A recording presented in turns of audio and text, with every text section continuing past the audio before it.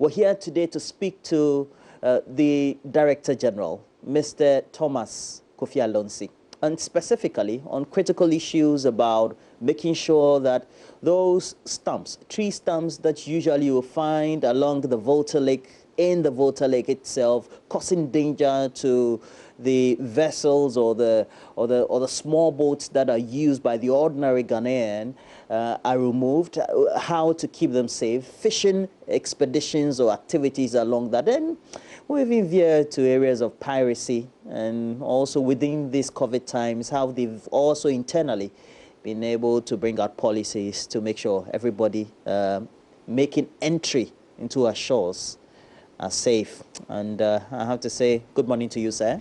Good morning and welcome to GMA. Well, it was a good time. And generally, you say that our waters are safe, aren't they? To a very large extent, I can see that our waters are safe. The seas and our inland waters, to a very large extent, I can see that are safe. The last year, when COVID was around China, I decided in December to take some cruise along the Volta Lake. Took my family out, and we used the Volta Lake transport, the boats they had. We had some good time, lunch, etc. But I also do know that many of our inhabitants along those areas, along the banks, etc., depend on the water itself, either for fishing, etc. For you, how important is it that safety becomes a critical part of how they use that important resource? Thank you very much. As you rightly pointed out, we have lots of our communities that are located around our inland waters. And all the activities actually revolve around these river bodies. There are places that can only be accessed by boats, don't have any routes. So for them, commuting to and from their places of abode to other places has to be done by boats. And we realize that over the years, there have been a number of accidents on the Volta Lake, on the OT, and other inland water bodies. So we thought that as an authority charged with the responsibility of ensuring that there is safety as far as inland transportation is concerned, and safety also on the seas, we thought that it was our mandate to ensure that we look at the causes of these accidents. And one of the causes of the accidents on the lake has been tree stumps.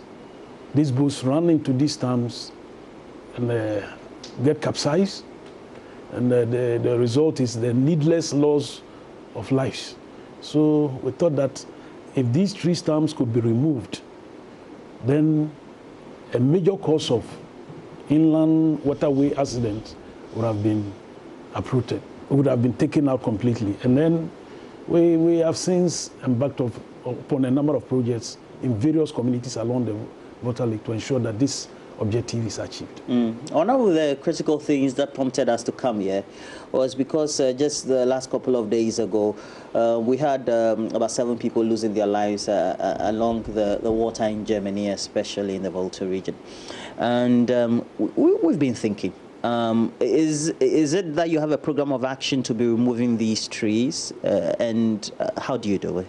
Yes, we, as an authority charged with ensuring that there's safety on our inland waterways, we normally would work with the communities. So for all the projects that we have executed so far, places like Dambai, Tudodokopi, Yeji Makangu, Yeji Aujakopi, Tumpanja, Kodokopi, Dambai, Njari, all these places, the opinion leaders, mostly the chiefs and opinion leaders of the place, would make a case to the Ghana Maritime Authority in writing, indicating that this or that is a problem there.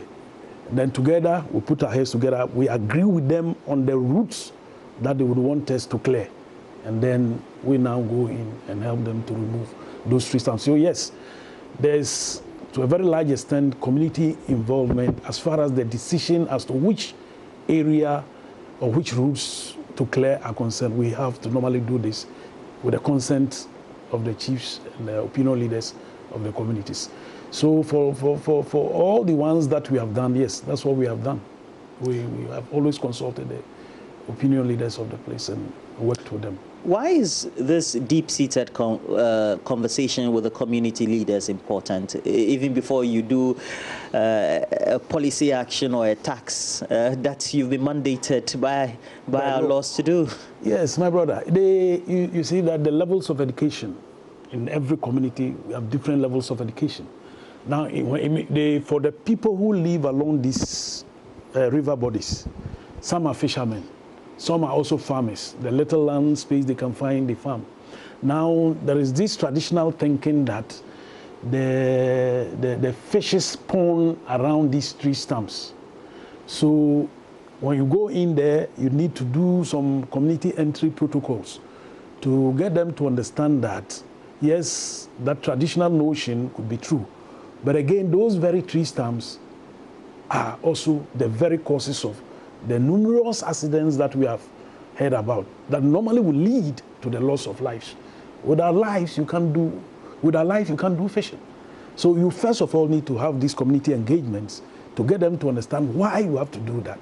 Besides that, from past experience, we've come to realize that as soon as you are done with the exercise of bringing the tree stumps out, thereby clearing the path for them now to commute to and fro, then attention is shifted straight onto the tree stumps themselves, community interest in them. So you would always have to sit with them, have a discussion with them as to what you want to do, let them understand the importance of the exercise, and when it is over, what do you do with the stumps so that you don't generate needless conflicts as a result of that resource you have taken out of the river. Meaning that even the communities think that these stumps in the water are still very useful to them. They believe that it is yes. Even when you have removed them, they think that they should just take them. It is for them. Then number two, as I indicated, some fishermen think that fishes spawn around these tree stumps. So you remove them, then it would affect their fishing activities. But again, these same fishermen would agree with you that these tree stumps are also a hazard to their nets. You throw a net into the river, and if unlucky and it falls on any tree stumps, when you're pulling it out, you destroy your net. And that is, a disservice to that industry. And life in these communities must still go on. Generally, is there an annual plan you have that, well, you want to remove a number of these stumps close to these banks of the communities along the way for a particular year? And so for 2020, what would it be? Yes, 2020, as we have just done a number of communities. This year, we have done Dambai in Jari, we have done Kudukopi, Dambai, then we have done Tumpanja, and then Kudukopi. In all, about 30 kilometers of a stretch of the lake. We've cleared the stumps that are located around these areas. Besides this, we have other commitments. So as and when we think that we have the financial muscle to do more in terms of safety matters on the Volta Lake, we certainly will be deploying some resources in that direction. Because I was just about to say, I know that in areas, and I was reading a story in the Washington Post about Laos, Vietnam, etc., in which even up to Malaysia, the U.S. government had assisted a number of these countries to do that with a lot of money. So I was just thinking about why it takes a lot of money to do some of these things. How then are you able to look at those nuances at the end of the day? Yeah, for us, as an authority, we have fees and charges that we impose on people who flout some of our regulations. We also do licensing. We also help in the training of seafarers. We issue certificates. So all these are ways of generating income for the authority.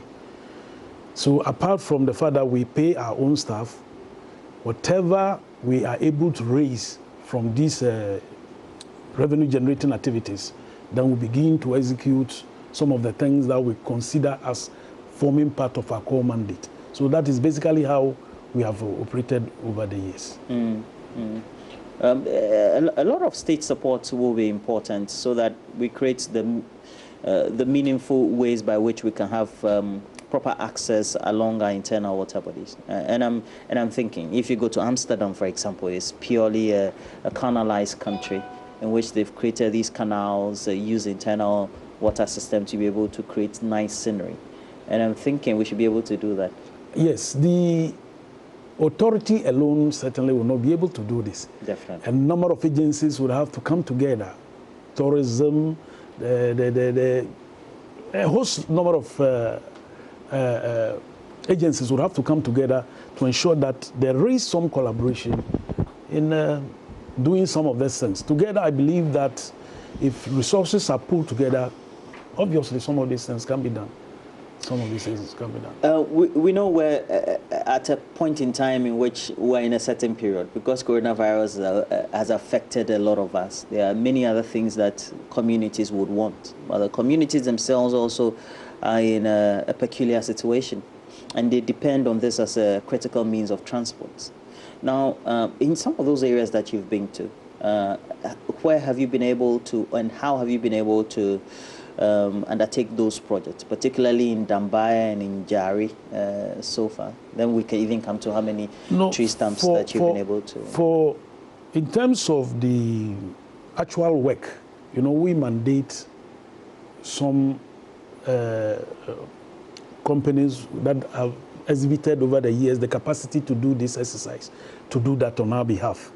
So the actual work of the removal of stumps is done by a certain company. And so far, I think it has been one company that I think most Ghanaians know now, the Kitekirachi Timber Company.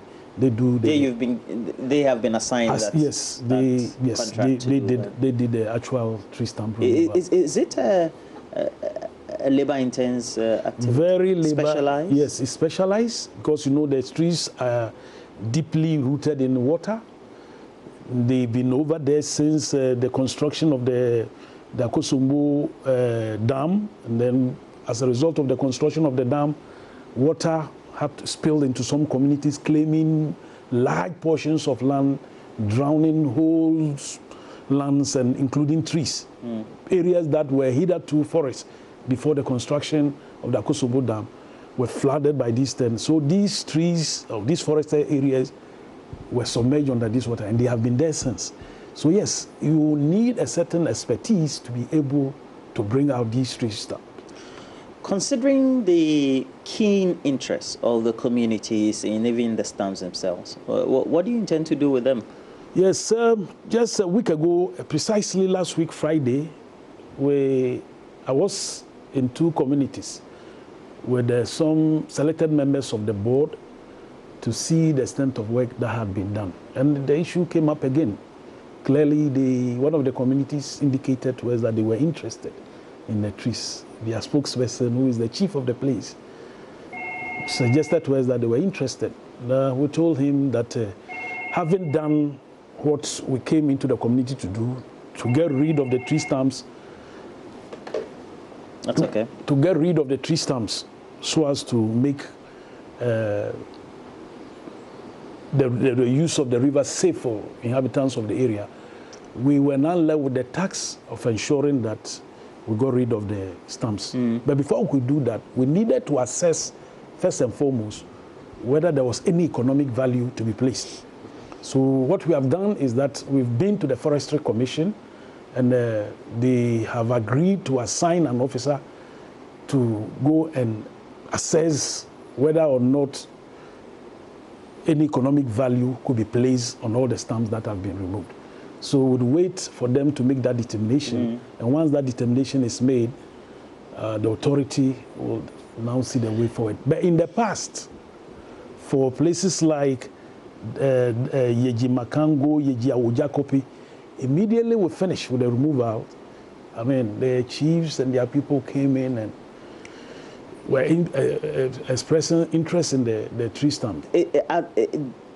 For the Maritime Authority, are there other areas that you intend to still go and have a further assessment of feasibility of where you can continue to be removing stumps going forward? Oh, there are lots of areas along the Volta Lake that have asked that we assist them.